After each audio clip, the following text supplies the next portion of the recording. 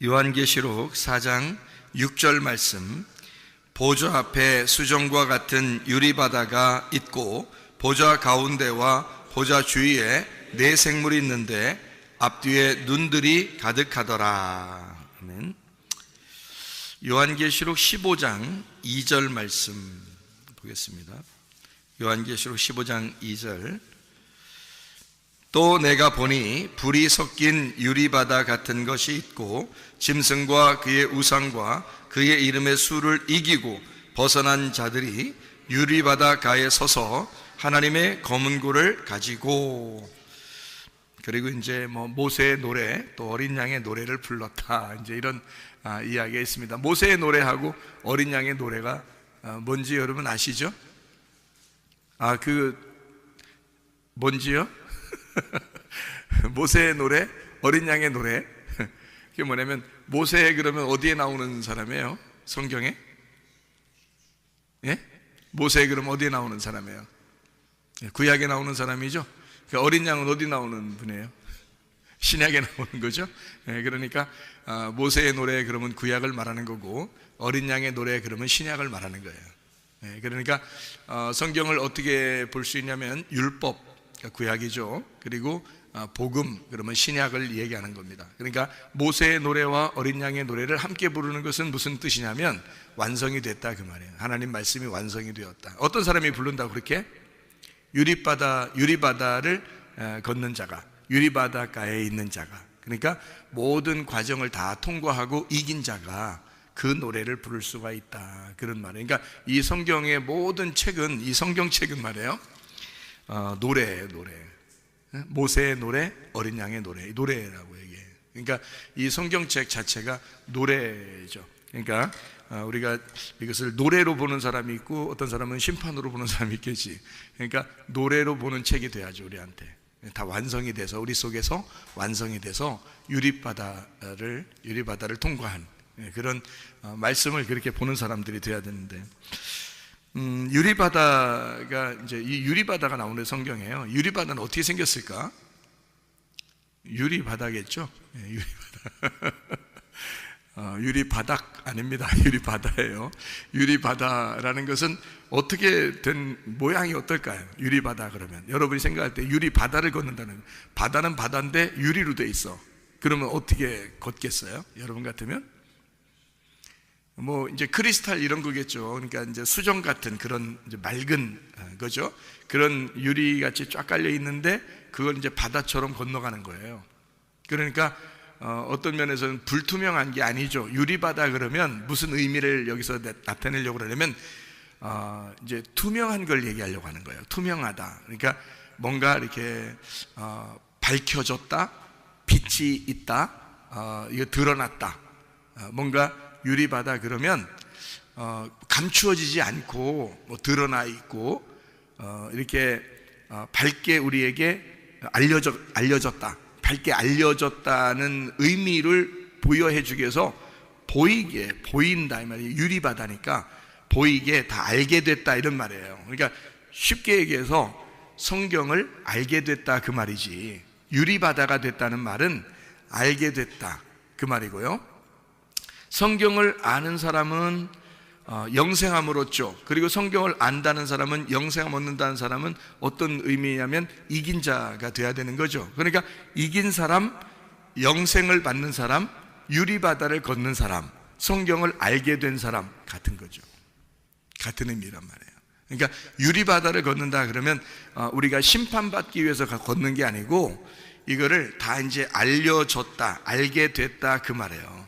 그래서 성경을 알게 된 사람들, 그러니까 여러분과 제가 성경을 좀 알게 됐다 그러면 그게 뭔데요? 이게 생각할지 모르겠지만, 성경을 안다는 것은 전부예요, 우리에게.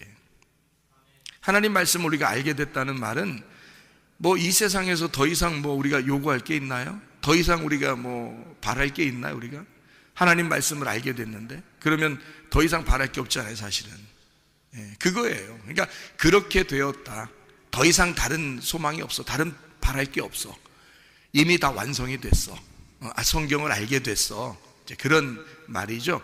그래서 요한계시록의 19장을 여러분 한번 봐봐요. 요한계시록 19장 9절 말씀 보면 이렇게 되어 있습니다. 요한계시록 19장 8절에 보면 깨끗한 세마포를 입었는데 이 세마포는 성도들의 옳은 행실이로다, 그렇게 되어 있거든요. 그러니까 옳은 행실이로다 그렇게 되어 있다는 말은 착한 일 좀 해라 그런 말 아니에요. 그러니까 기독교인들은 무조건 착한 일 해야 돼 이런 의미를 얘기하는 게 아니라 그 옳은 행실이로다라고 하는 게 어떤 의미냐면은, 자 보세요. 세마포가 흰 세마포예요. 흰 세마포라는 말은 색깔이 있다는 말이에요, 없다는 말이에요? 색깔이 없다는 말이죠. 색깔이 없다는 말은 뭔가 색깔이 끼어있지 않다는 얘기니까 색깔이 빠졌다는 얘기예요. 그죠? 그러니까 흰 세마포라는 말은 옷이라고 하는 게 성경에서 흰 세마포를 입었다 할 때 여기서 19장에 이렇게 쭉 이렇게 보면은 말이에요. 흰 옷을 입고 백마 타고 가시는 분이 계셔요. 예수님이거든요. 그 뒤를 따라가는 게 신부들이에요. 그 신부들도 그 옷을 입고 따라가거든요. 흰 옷을 입고 따라가요. 그러니까 이게 이제 어떤 의미냐면 로마서 13장 12, 14절에 빛의 갑옷이거든요. 빛의 갑옷. 그러니까 이 신부들은 그리스도의 신부들, 그리스도를 따라가는 그리스도인들은 예수를 따라가면서 전쟁을 하게 되는데 그 신부는 전쟁을 하는 자가 신부들이에요. 그러니까 이게 참 아이러니컬하죠. 흰 세마포를 입고 전쟁을 하러 가는 거예요. 예수님이 전쟁하러 가니까 우리도 흰 세마포 입고 전쟁하러 나가는 건데, 이게 이제 어떤 사람만 예수의 편에 설 수 있냐면 색깔이 빠진 옷을 입은 자, 다시 말하면 빛의 갑옷을 입은 자예요. 그게 로마서 13장 12, 14절이야. 빛의 갑옷. 그게 그리스도라고 돼 있죠. 빛의 갑옷 자체가 그리스도라고 돼 있어요. 에베소서 6장 11절 13절에 보니까 전신갑주가 나와요. 이 전신갑주가 어떻게 생겼어요? 진리의 허리띠, 의의 흉배, 평안의 복음의 신발, 믿음의 방패, 구원의 투구, 성령의 검, 말씀을 가져라 그랬죠. 그러니까 이 모든 게 다 뭐냐면 진리의 허리띠, 뭐예요? 말씀이죠. 진리의 허리띠니까. 평안의 복음의 신발, 그럼 복음의 신발이니까 말씀이죠. 믿음의 방패, 믿음은 뭘로 생겨요? 말씀을 들음으로 생기잖아. 그러니까 믿음의 방패도 말씀인 거지. 성령의 검, 그 성령은 하나님 말씀, 진리의 말씀을 가진 자니까 진리의 성령이란 말이에요. 그래서 그 진리가 말씀이거든. 그래서 성령의 검, 이게 말씀이란 말이에요. 그러니까 말씀을 가지고 있다는 얘기고, 구원의 투구, 구원 뭘로 받아요? 말씀으로 받죠. 그러니까 말씀을 쓰고 있다는 얘기예요. 그러니까 머리에서부터 발끝까지 다 말씀을 입고 있는 거, 이거를 전신갑주라 그러는 거라고.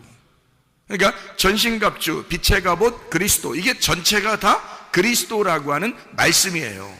근데 이 옷이 어떻게 생겼냐면 요한계시록에서는 흰 세마포로 나온다는 거지. 흰 세마포로 나온다는 것은 색깔이 빠졌다는 얘기예요. 그러면 내가 보는 눈이 빠졌다는 얘기야. 내가 보는 눈은 파란색으로도 볼 수 있고 노란색으로도 볼 수 있고 빨간색으로도 볼 수 있는데 이 색깔이 빠지니까 투명하게 보인다는 얘기야, 이 말씀이. 그러니까 진리라는 것은 감추어졌던 게 벗어졌다, 감추어지지 않았다는 게 진리라고 그랬죠.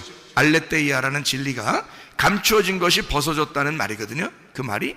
그러면 감추어진 게 벗어지니까 이게 투명하게 되었다, 그 말이거든요. 그러니까 열렸다, 그 말이죠. 그러니까 이게 말씀인데, 흰 세마포도 말씀인데, 그러니까 옳은 행실이라는 말은 착한 일 좀 하라는 의미가 아니겠죠, 그죠? 그러니까 흰 세마포를 입었는데 그게 옳은 행실이로다. 자, 네가 진리의 말씀을 알게 되므로 너의 색깔이 빠졌다. 이게 옳은 행실이라는 거예요, 우리한테. 그러니까 네가 착한 일 해서가 아니라, 우리가 뭐 착한 일 하면 얼마나 하겠어요. 뭐 예수님 안 믿는 사람들이 착한 일 더 많이 하대. 그러니까 착한 일로 따져서 천국 갔다 이런 얘기하면 안 되죠. 그건 다른 종교에서나 그러는 거지. 그러니까 진짜 기독교인들은 착한 일 해서 천국 가는 게 아니라 흰 세마포를 입었기 때문에 가는 거예요. 다시 말하면 진리의 말씀으로 진리의 옷을 입어 이것이 내 색깔이 빠진 투명한 색깔의 말씀으로 알게 되었다. 진리를 깨닫게 되었다, 그 말이에요. 그래서 그게 옳은 행실인 세마포다라고 나와 있는 얘기예요. 이게 요한계시록 19장 8절 얘기입니다. 그러면 요한계시록 19장 9절 말씀을 지금 읽으려고 이 얘기를 한 거거든요. 8절 말씀을. 자, 9절 말씀 보니까 뭐라고 돼 있어요? 천사가 내게 말하기를 기록하라. 어린 양의 혼인잔치에 청함을 받은 자들은 복이 있도다. 여기 어린 양의 혼인잔치에 청함을 받은 사람들 나오죠. 어린 양의 혼인잔치에 청함을 받은 사람들이 복이 있도다 라고 하고, 또 내게 말하기를, 이것은 이라는 게 뭐예요? 이것은 이라는 게 뭐예요? 그러니까 여기서 한국말로 이것은 이라고 썼으니까 그래요. 그러면 이제 이게 사람이 아니라고 생각되는 거거든. 그래서 이제 헷갈리는 건데, 이것은이 잘못된 해석이에요.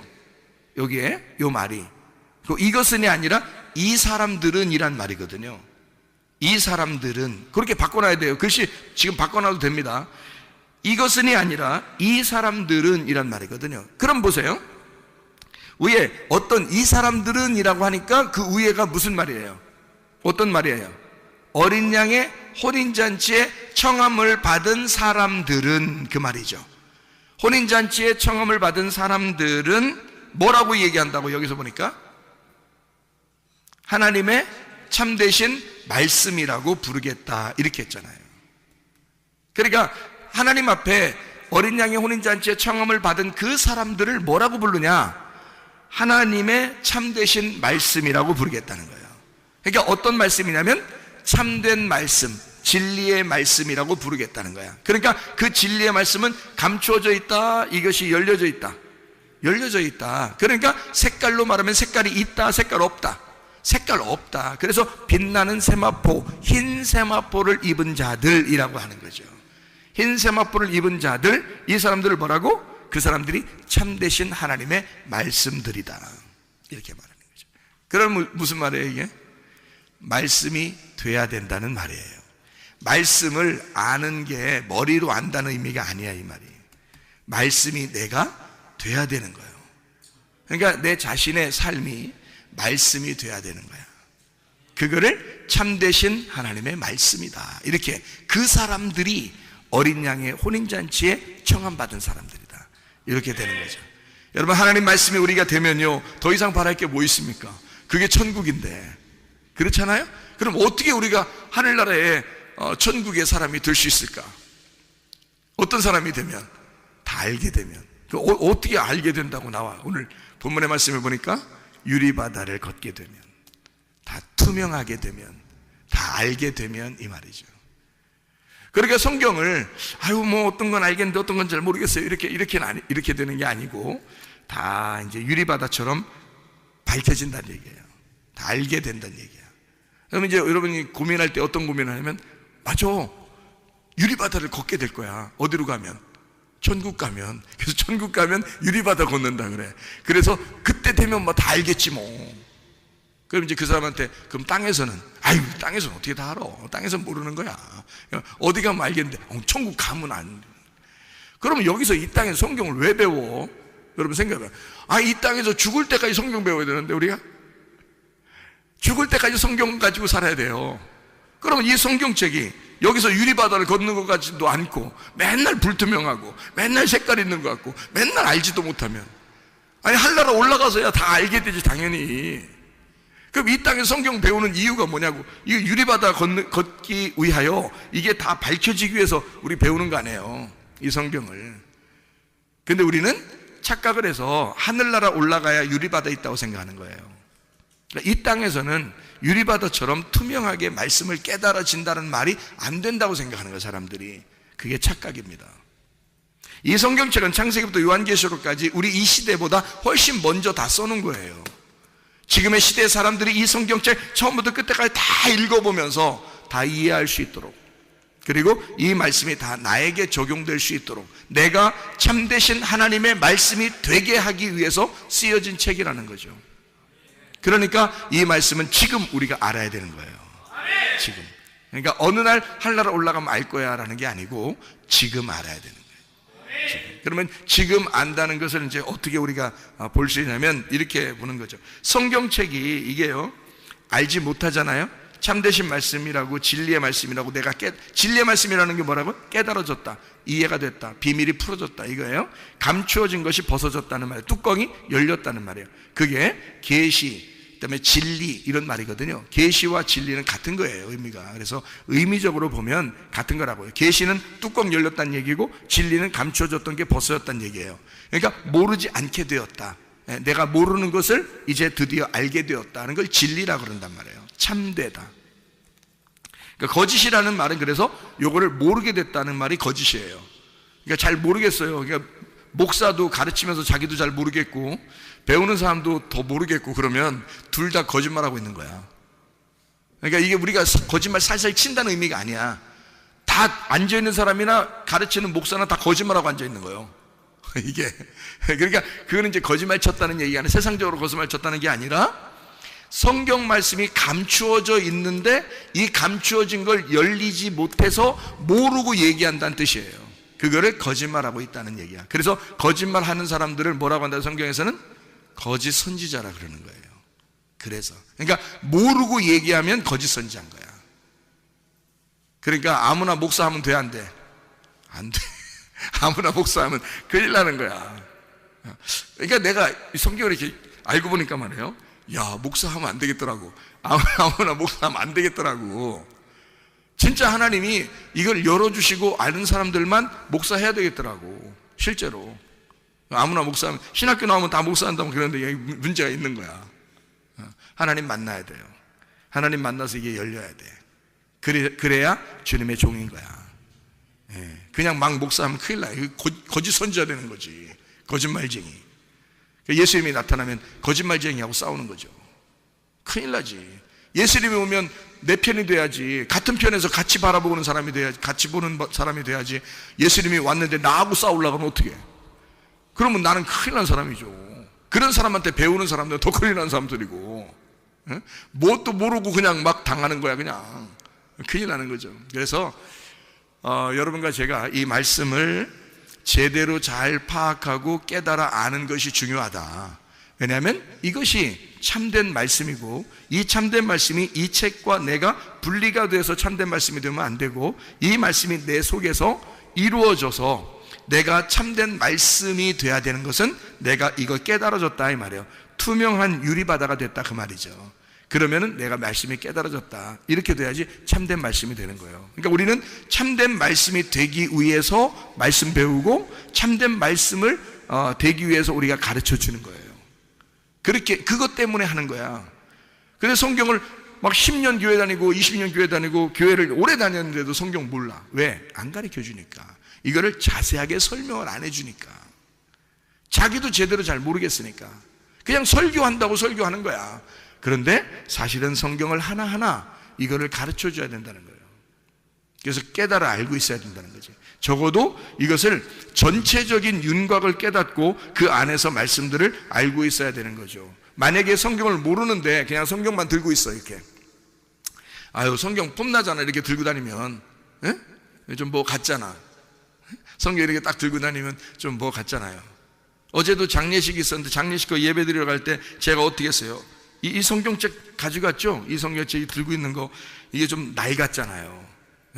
손을 하도 이렇게 만지니까 성경이 이렇게 낡았거든요. 낡아서 이렇게 다 있으니까 성경 많이 본 사람 같잖아. 응? 이렇게 들고서 그래서 예배 드리러 딱 가면 폼이 벌써 나잖아요. 이렇게 성경이 낡아 있으니까. 그러니까 다 이런 성경책 다 이제 이렇게 싹 보여주면서 한번 그 다음에 다 이제 펴서 이제 예배를 드리면 굉장히 은혜스럽단 말이에요. 자, 이러면 이제 뭐냐면 우상숭배가 되는 겁니다. 이게 왜 무슨 말이냐면 이게 성경을 이렇게 들고 다니면서 이렇게 폼을 딱 잡아. 이게 벌써 우상숭배 안 해?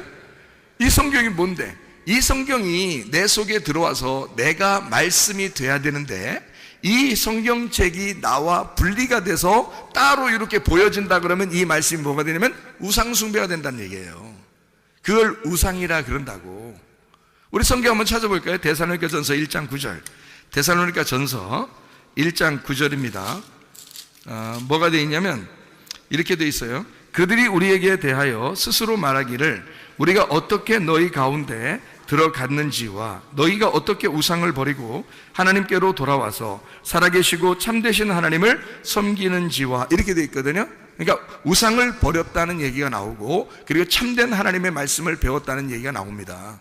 그죠? 그러니까 우상을 우상적으로 믿음을 가지고 있었던 사람들도 있었다는 얘기예요. 근데 그걸 버리고 참되신 하나님 말씀께로 돌아왔다, 이렇게 얘기하잖아요. 이게죠. 여기 요한계시록도 우리가 한번 봐요. 요한계시록 13장 14절 말씀이에요.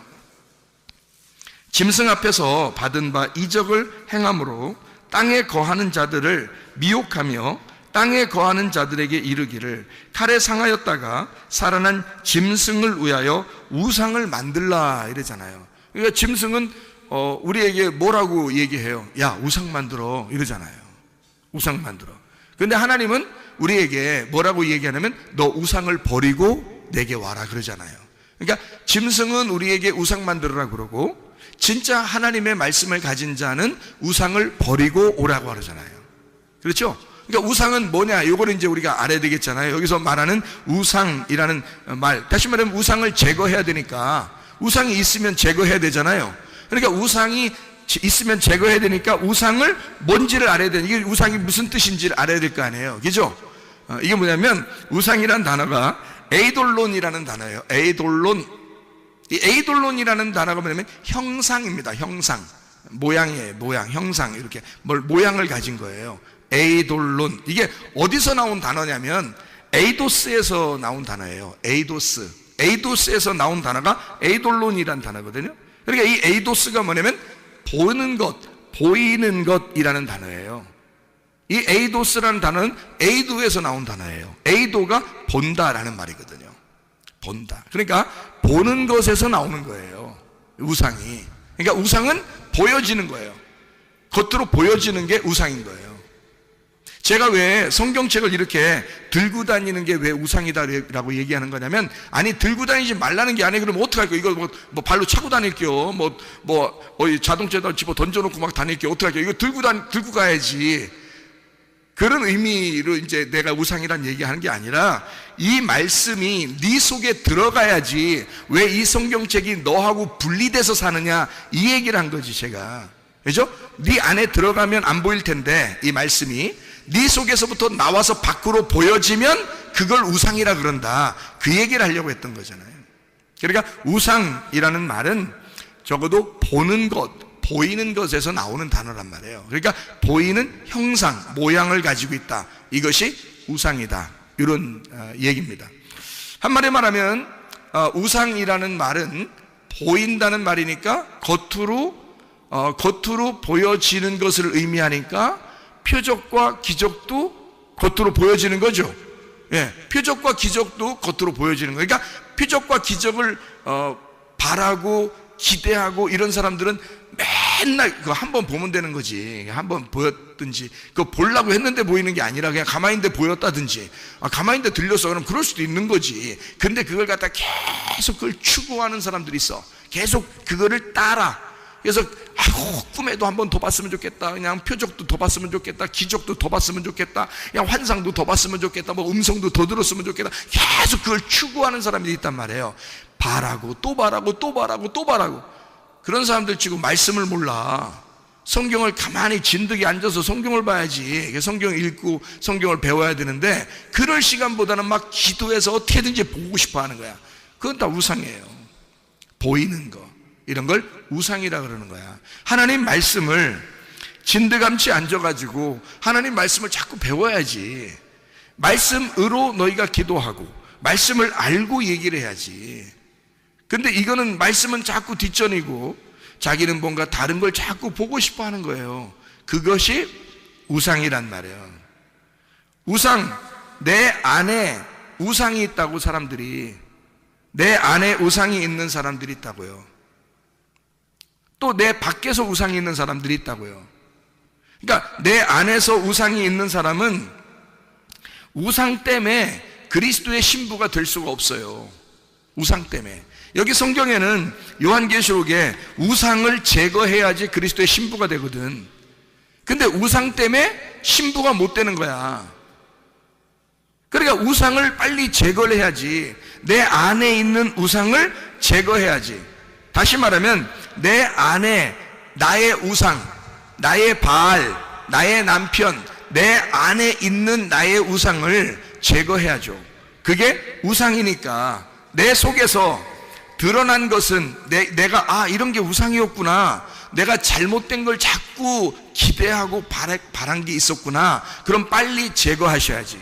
내 안에 있는 거면, 내 안에서 이런 우상이 자꾸 속에서 생각나는 것이 있다면 이걸 빨리 제거해야지. 이게 나를 무너뜨리는 바알이니까. 왜냐면 바알신이라는 게 뭐냐면, 성경에서요, 잘 알아야 돼. 바알신, 구약 성경에 보면 바알신 숭배하다가 망했거든. 근데 그 바알신이 뭐냐면 풍요로운 신이에요, 여러분. 풍요로운 신. 바알이라는 게 풍요로운 신이잖아요, 여러분. 풍요를 달라고 한 거거든요, 그 사람들이. 그래서 그 바알신을 숭배한 거야. 그게 하나님이라고 부른 거예요, 그 사람들은. 하나님, 풍요롭게 해주세요, 좀 잘되게 해주세요, 이런 얘기거든요. 그럼 여러분은 그런 기도 안 하나요? 잘되게 해주세요, 풍요롭게 해주세요, 이러잖아요. 그럼 벌써 지금 누구한테 얘기한 거예요? 지금 진짜 하나님한테 얘기한 거 맞아요? 아니면 바알에게 얘기한 거야? 바알에게 얘기했을 가능성이 너무 많은 거지. 왜냐하면 나를 풍요롭게 해주세요 라는 게 바알이란 말이에요, 바알. 그게 내 남편이 나를 책임져야 되니까, 하나님 남편은 이 땅에서가 아니라 우리를 하늘나라로 옮기는 거잖아요. 하늘나라로 옮기는 건데, 이 땅의 바알은 안 그렇다고. 이 땅의 바알은 나를 이 땅에다가 심어 놓으러 간다고. 그러니까 이 땅에서 무조건 너는 잘 돼야 돼. 그래서 땅에서 아예 그냥 너 살만 나게 해줘야 돼. 그래야 이 사람이 이 땅을 그리워하고 하늘나라를 소망하지 않죠. 근데 이 땅에서 힘들면 힘들수록 어떻게 하늘나라를 소망하게 되지. 하늘나라의 남편은 하늘나라로 오라고 하는 거고, 하늘나라 남편은 나를 이 땅에서 너 정착하지 말고 이 땅에서는 나그네처럼 살고 하늘나라에 빨리 올라와라 이러잖아요, 그죠? 하늘나라의 소망을 가지고 먼저 그 나라와 그의 의를 구하고 너 하늘나라에 올라와라 그러지 않겠어요? 근데 땅에 있는 바알, 땅에 있는 남편은 우리 보고 뭐라고 하겠어요? 자꾸 땅에서 더 잘 되고, 땅에서 너 땅을 그리워하고 하늘나라 갈 생각하지 말고 그냥 여기서 더 잘 살아, 이런 얘기 할 거 아니에요. 가만히 생각해 보라고요. 그러니까 내가 보이지 않는 소망을 가지고 하늘나라, 보이지 않는 하나님을 사랑할 거냐, 내가 보이는 이 세상을 사랑할 거냐. 너는 지금 네 속에 우상이 있느냐 이 말이에요. 네 속에 드러난 우상은 제거해야 되고, 네 속에 드러나지 않은 우상은 드러나게 해야 된다는 거예요. 그게 말씀입니다. 하나님의 말씀으로 네 속에 우상이 있는 것을 드러나게 해야 된다는 거고, 드러난 우상, 이게 우상이구나, 내가 추구하는 게 이런 게 우상이었구나 라는 건 제거하셔야 된다 그 말이에요. 우상을 제거해야 그리스도의 신부가 된다고요. 근데 사람들이 우상을 제거하려고 생각하지 않아. 그러니까 우상을 제거해야 그리스도의 신부가 된다고 성경에 분명히 말씀하잖아요. 주님을 따라가는 주의 신부들은 흰 세마포를 입어야 된다고요. 자기의 색깔을 가지면 안 된다고요. 화려함을 추구해서는 안 된다고요. 색깔이 없는 자가 돼야 된다. 오직 투명하게 그 말씀을 보는 사람이 돼야 된다는 거지. 말씀을 우리에게 주시길 원하죠, 하나님께서. 생각을 해보세요. 누가복음 11장 13절에 자, 아버지가 좋은 것을 자식에게 줄 줄 알거든 하물며 하나님께서 우리에게 성령을 주시지 않겠느냐. 자, 성령 보여 안 보여요? 안 보여. 성령은 진리의 성령이야. 왜 진리의 성령이라고 자꾸 성경에서 표현하는지 알아요? 성령님을 진리의 성령 그래요. 왜 그러는지 알아요? 그 성령이 오시면 너에게 감추어진 것이 없이 벗어나도록, 감추어지지 않고 다 이걸 알게 깨닫게 해주겠다. 그래서 진리의 성령이라 그러는 거예요. 진리는 그것을 깨닫게 해주는 거니까.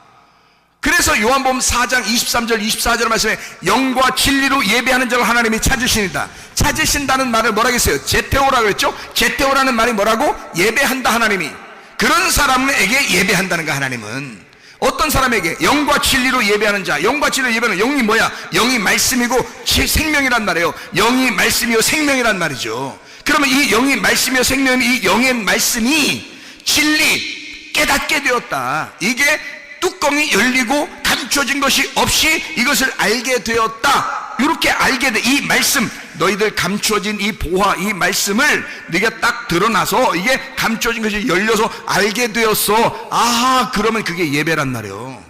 이게 영과 진리의 예배라고요. 그냥 무조건 막 흥분하고 그냥 막 손 막 그냥 막 올려가지고 막 흥분하면 그 예배 드린 건 줄 그거 아니에요. 영과 진리로 예배하는 자를, 그러니까 진리라는 단어만 제대로 깨달으면, 성경에서 진리라는 단어만 제대로 깨달으면 하나님의 성령이 무엇을 원하는지를 알게 되는 거야. 성령은 진리의 성령이니까. 그러니까 진리라는 말은 깨닫게 해주는 거야. 이거를 열어서 깨닫게 해주는 거예요. 그러니까 영이라는 건 말씀 자체고, 그것을 깨닫게 해주는 것이 우리에게 예배라는 거야. 그게 하나님이 찾는 예배, 하나님이 예배하는 예배란 말이에요. 그게 그렇게 알게 된다는 게 굉장히 중요한 거지. 모르니까 실수하는 거야. 모르니까 실패하는 거야. 예배가 뭔지를 모르고 그냥 들으니까 막 흥분하는 거예요. 하나님은 그런 흥분한다고 해서 좋아하는 게, 여러분 봐요. 엘리야가 열왕기상 18장에 엘리야하고 바알 숭배자들하고 막 예배 결투 한번 했죠. 영적 전쟁 한번 했잖아. 근데 바알 숭배자들 뭐 이렇게 바알 제사장들 예배 드리는 모습이 어때요? 상당히 막 임팩트 하잖아. 에? 막 그냥 새벽부터 막 그냥 임팩트하게 막 예배하잖아요. 근데 엘리야는 어떻게 예배해요? 스무스합니다. 조용하게 그냥 니네 신이 죽었나? 잠자나? 야 깨워봐 좀 잘 좀. 이러면서 장난하죠. 완전 장난이죠. 그럼 이제 이 사람들이 막 엄청 막 더 짜증나잖아. 더 힘들잖아. 그러니까 막 칼로 그냥 막 몸 자르면서 그냥 막 엘리야 옆에서 자꾸 농담하고 그러잖아요. 그러니까 이 사람들이 얼마나 화가 나겠냐고. 너 장난해? 이러면서 기분 나빠가지고 막 더 칼로 자기 몸을 도려내면서 예배했다고요. 그러니까 굉장하게 예배를 드린 거예요. 근데도 신이 안 나타나. 그렇게 열심히 예배드려도 신이 안 나타나. 왜? 가짜니까. 그게 그런 식으로 예배드리는 게 아니니까. 예배는 엘리야 같이 드려야 되는 거야. 엘리야는 농담했어요. 그럼 농담하라는 예배드리라는 얘기 아니야. 농담해야지 예배다 그런 말이 아니에요. 제가 지금 그 말이 아니라, 잘 봐요. 그 엘리야가 얼마나 여유를 갖고 예배를 드렸나 봐. 생각해봐요. 엘리야가 얼마나 여유를 가지고 예배 드렸어. 생각해보세요. 엘리야는 이미 하나님한테 말씀을 받았어, 못 받았어? 이미 받았어. 이미 말씀을 받고 예배 드리러 간 거야. 무슨 말인지 알겠어요? 그러니까 엘리야는 여유가 있는 거야. 이미 말씀을 깨달은 거잖아. 말씀을 열어서 하나님이 너한테 어떻게 해주겠다라는 얘기를 이미 들었단 말이야. 이미 다 응답을 받고 간 거예요. 근데 바알 제사장들은 하나도 답이 없는 거야. 성경 하나도 모르는 거야. 그 상태에서 흥분해가지고 막 예배를 했는데 하나도 누가 받아주는 사람이 없어. 무슨 말인지 알겠어요? 근데 엘리야는 이미 받았기 때문에, 말씀이 깨달아졌기 때문에, 그는 말씀이 다 열려 있으니까, 하나님이 자기에게 말씀했으니까, 열렸으니까 이 사람은 여유 있는 거야. 가서 농담하고 있는 거죠. 농담하는 거예요. 아주 여유 있게 농담하죠. 그리고 자기는 이미 응답을 받고 갔으니까 하나님이 하라는 대로 자기는 한 거예요. 이렇게 하고 저렇게 하고 그냥 불 떨어져 버리죠. 응답이 온 겁니다. 무슨 말이냐? 하나님이 찾아오는 예배, 하나님이 찾아오는 예배는 영과 진리의 예배란 말이에요. 영과 진리의 예배는 영이신 그 말씀이 깨달아진 예배란 말이에요. 그 사람에게만 찾아오는 거야. 그 사람에게만. 아무나 그냥 막 흥분하고 예배 드린다고 다 찾아오는 게 아니고 그 사람에게 찾아오시는 거예요. 그래서 여러분에게 이 말씀들을 열어주는 거야. 자꾸 깨닫게 해주는 거야. 그게 설교라고 하는 거예요. 그 말씀을 깨닫게 해주는 게, 그런 걸 설교라 그러는 거예요. 저도 그냥 웬만큼 율법적으로 살았는데 옛날에, 그런데 말씀을 깨닫고 보니까 이게 이런 말씀이었구나, 이게 이런 말씀이었구나 라는 것을 알게 되니까 말이에요. 이걸 하나하나 설명해 주는 게 너무, 제가 먼저 은혜를 받으니까 좋아. 이해가 되니까 좋아. 깨달아지니까 너무너무 좋습니다. 이 세상에 뭐가 부럽겠어? 내가 이 땅에서 부러울 게 뭐가 있겠어? 하나도 없어. 말씀을 알게 되는 사람은 하나도 부러운 게 없어. 이 땅에서 말씀 깨닫는 거 밖에 부러울 게 어디 있어요? 우리한테 말씀이 된다는 것만큼 좋은 게 어딨냐고. 유리바다를 걷고 있는 사람보다 행복한 사람이 어디 있겠어요, 여러분. 생각을 해보라고. 근데 꽉 막힌 것 같고 하나도 말씀을 모르는 것 같고 그런 사람들은 답답하지. 그렇겠죠? 그러니까 하나님 말씀을 제대로 깨달아 알아야 된다. 우리가 우리 속에 어떻게 하면 그리스도의 신부가 된다고요? 내가 보이는 걸 추구하는 그 우상을 제거해야 된다. 내 속에서 아직 나타나지 않았다면 내 속에 있는 잘못된 그 우상을 끄집어내야 돼. 그걸 드러나게 해야 돼. 그리고 그것을 드러났으면 제거해야 돼. 그 제거한다는 게 뭐야? 말씀을 깨달으면 제거가 돼. 말씀을 깨달으면 이 우상은 제거가 돼요. 보이는 걸 추구하지 않게 되죠. 보이지 않는 세계를 알게 되니까. 하나님 말씀은 보이지 않는 세계잖아. 그 보이지 않는 세계를 보는 것 같이 보이는 거거든요. 우리 진짜 보이는 걸 추구하는 게 아니라, 이 세상에 보이는 걸 추구하는 게 아니라 보이지 않는 세계가 보인단 말이에요. 진리의 성령, 아버지가 우리에게 그토록 주고 싶어 하던 그 성령을 받는 거. 아버지는 성령을 우리에게 주고 싶어 하잖아요. 말씀을 주고 싶어 하잖아요. 이 말씀을 우리를 깨닫게 해주고 싶어 하잖아. 성령이 와서 해주고 싶은 게 뭐야? 말씀 깨닫게 해주는 거예요. 아버지가 말씀이니까 자기 말씀을 우리에게 주고 싶은 거예요. 말씀이 오는 거예요. 그걸 하나님이 그렇게 해주고 싶은 거, 우리한테. 이 세상에 보이는 게 아니라 보이지 않는 말씀을 우리에게 그토록 주고 싶어 하신다. 그 성령을 우리에게 그토록 주고 싶어 하신다. 이해가 되겠습니까? 어떤 식으로? 깨닫게 해줌으로, 이걸 열어줌으로 그렇게 해주신다는 얘기입니다. 자, 여러분, 유리바다가 어디에 있나요? 봤어요? 유리바다? 유리바다 봤어요? 어디 있나? 이 세상엔 없겠죠? 그럼 하늘나라에나 있겠지. 그럼 우리 하늘나라나 가서 또 유리바다 걸어야 되는 거예요? 여기선 못 걷는 거예요? 성경 말씀에 분명히 있다 그랬죠? 오늘 읽은 말씀에도 분명히 있다 그랬죠? 유리바다라는 게. 그러면 바다가 육지라면 그럼 그냥 걸어가면 되겠지? 근데 이 바다라는 말이 어디에 막 나와요? 바다라는 말이 땅 밑에 있는 게 바다겠죠? 땅 밑에 있는 게 바다야. 그런데 이 바다라는 거는 이스라엘 사람들한테 이렇게 물어보니까 바다는 좀 물이 많으면 바다래요. 물이 많으면. 물이 작으면은 뭐 강이라고도 하고, 뭐 물이 작으면 뭐 호수라고도 하고, 이렇게 물 담아놓은 대야에다 물 담아놓은 거 이렇게 얘기도 하는데, 물이 많이 이렇게 있잖아요. 그럼 그걸 보면 사람들은 다 바다라 그러더라고요. 물이 많으면 다 바다래요. 원래 성경적으로 그렇답니다. 그 사람들이 하는 얘기가. 그러니까 원래 물 많으면 다 바다랍니다. 그러니까 유리바다라고 하는 것은 물이 많다는 얘기예요. 물이 많다. 그러니까 물이 많은데 유리로 돼 있으니까 투명하게 다 펴져 있다는 얘기예요. 그거를 유리바다라 그러는 거고요. 유리바다가 여러분 성경에서 어디에 나와 있는, 유리바다가 뭔데 유리바다로 나온 건지를 알아야 돼. 뭔데 유리바다로 나왔어? 바다는 뭐라고? 물이 많은 걸 바다라고. 물이 작은 걸 뭐라고요? 조그만 물이라고요. 그럼 이 조그만 물이 어디에 나오는 거예요? 성경에 어디 있어요? 조그만 물이. 에? 물두멍이 물 조금 담아놨잖아요. 그러니까 손하고 발 씻는 거예요. 손하고 발 씻는 게 물두멍이고, 솔로몬이 성전을 만들었을 때 그걸 바다로 만들었어요.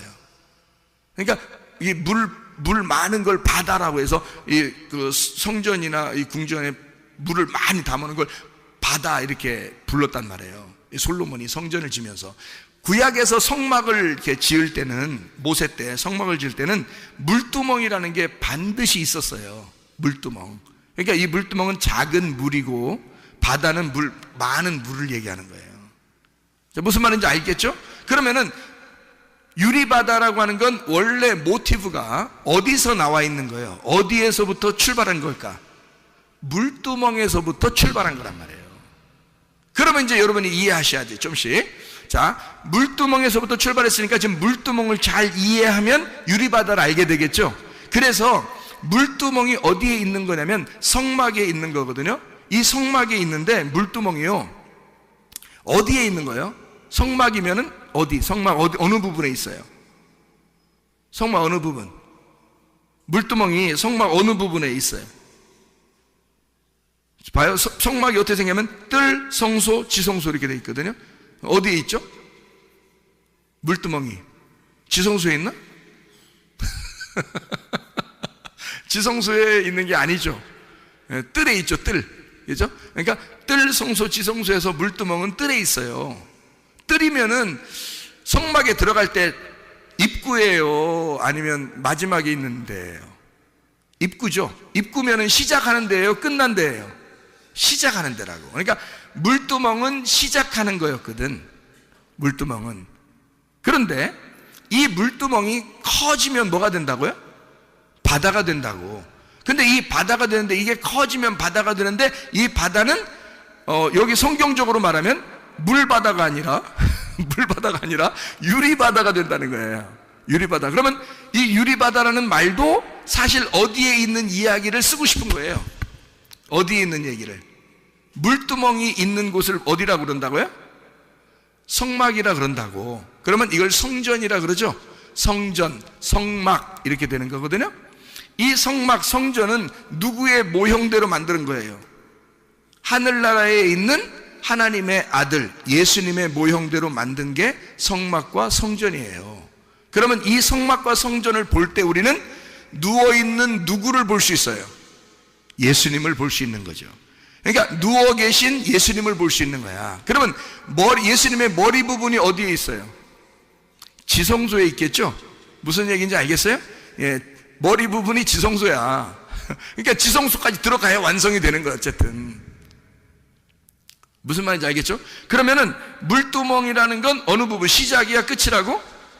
시작 부분에 있다고요. 근데 유리바다는 물이 많은 것을 바다라고 그러는데 그게 유리로 돼 있다고. 그러면 그 유리는 다 보이는 거라고요. 그러면 이게 이쪽 물두멍에 있어야 되는데 이쪽 물두멍 뜰 쪽에 있어야 되거든요.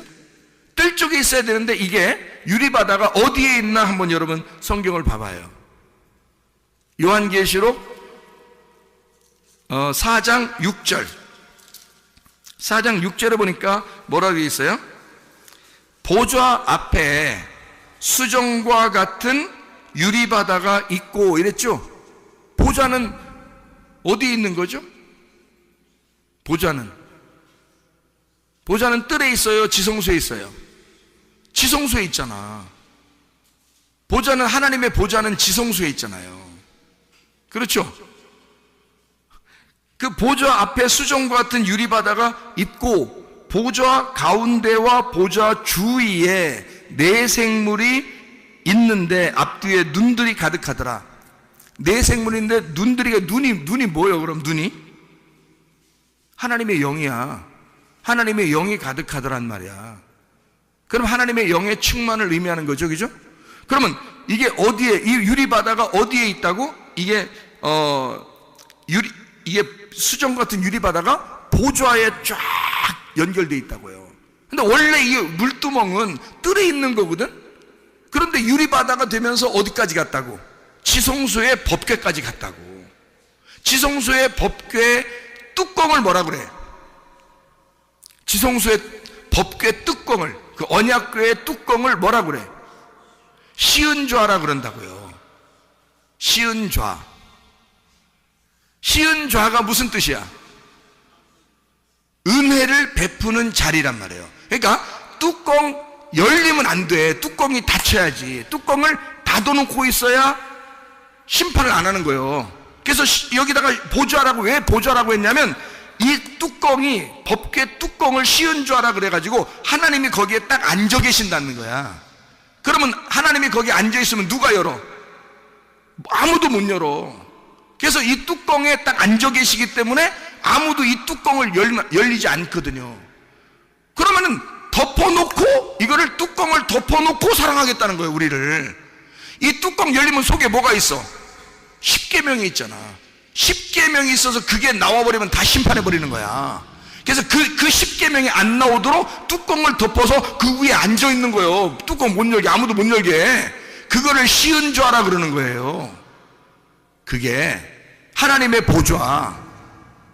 그러니까 유리바다는 어디에 있는 거냐면 시은좌까지 있는 거야. 그러니까 뜰에 있어야 되는데 시은좌까지, 지성소까지 가 있는 거야. 그러면 원래 물두멍은 요만큼 있어가지고 손발을 씻는 뜰에만 있었던 건데 유리바다는 지성소까지 쫙 펼쳐져 있는 거란 말이에요.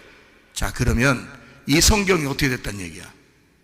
부분적으로 알던 것이 완전하게 알게 되었다, 그 말이지.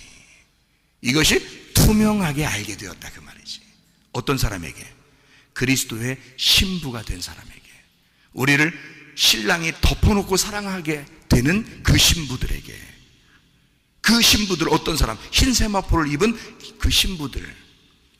이 사람들은 어떤 사람이다? 말씀이 된 사람이다. 말씀을 알게 되어 투명하게 깨닫게 된 자들이다. 이 사람들이 주님의 보좌까지, 이게 그 펼쳐져 있는 유리바다로 하나님의 말씀이 쫙 열려져 있는 사람들, 투명하게 흰 옷을 입은 자들, 자기의 색깔이 빠진 자들. 그래서 자기의 신부들을 어떻게 사랑한다? 주님이 어떻게 그냥 사랑한다, 덮어놓고 사랑한다? 덮어놓고 사랑하는 거예요, 우리를. 여러분, 하나님이 우리를 덮어놓고 사랑하니까 진짜 사랑인 거예요. 우리 다 따지고 사랑하면 어떻게 사랑해? 우리를 다 하나하나 따져서 사랑하면 우리 사랑 하나도 못 받아.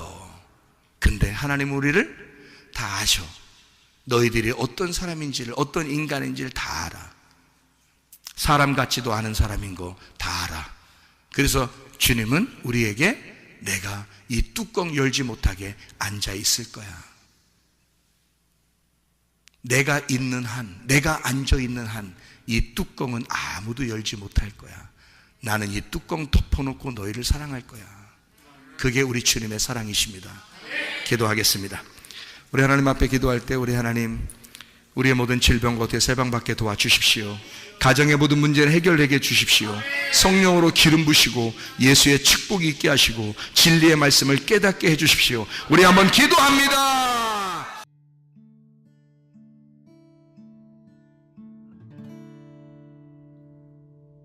내 속에 내가 너무도 많아서 당신을 쉴 곳 없네. 내 속에 헛된 바램들로 당신을 변할 곳 없네. 내 속에 내가 어쩔 수 없는 어둠, 당신의 쉴 자리를 뺏고 내 속에 내가 이길 수 없는 슬픔, 무성한 가시나무 숲 같네. 바람만 불면 그 메마른 가지 서로 부대끼며 울어대고 쉴 곳을 찾아 지쳐 날아온 어리새들도 가시에 지며 날아가고, 바람만 불면 외롭고 또 괴로워 슬픈 노래를 부르던 날이 많았는데 내 속에 내가 너무도 많아서 당신을